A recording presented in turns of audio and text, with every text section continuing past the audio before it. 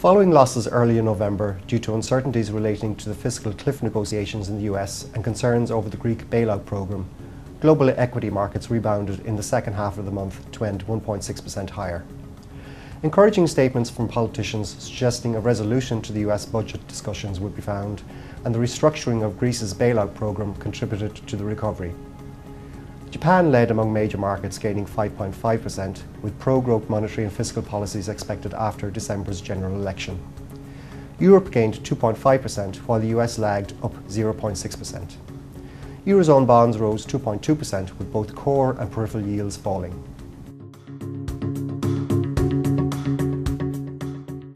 The Troika reached an agreement on the path towards debt sustainability for Greece, which should remove it as a negative overhang on markets for at least the next 12 months.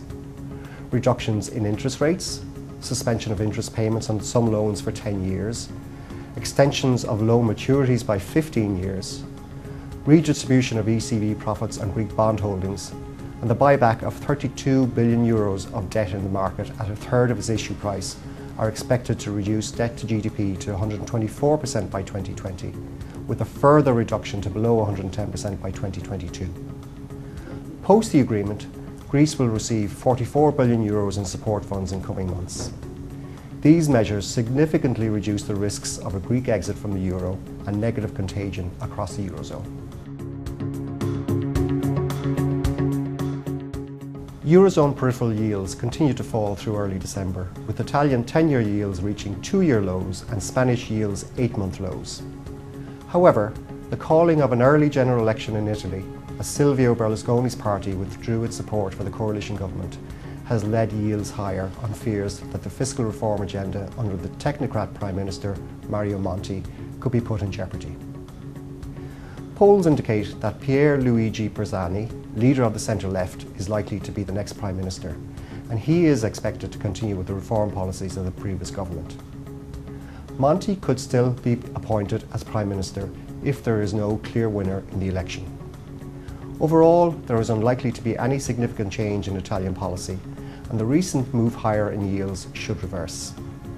While Italian equities have dipped slightly, European equities overall have continued to edge higher in the belief that the election will not disrupt the recent progress on addressing the sovereign crisis across Europe.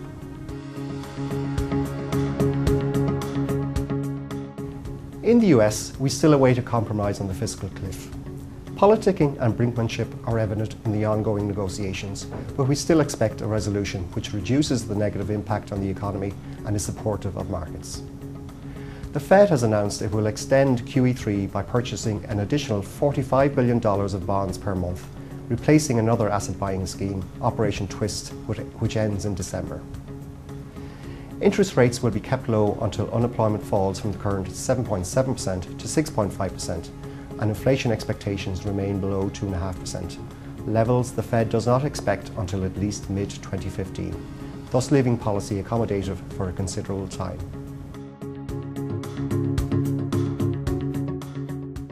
A resolution of the US fiscal cliff would remove uncertainty and likely lead to an increase in investment and capex spend, supporting the economy in 2013.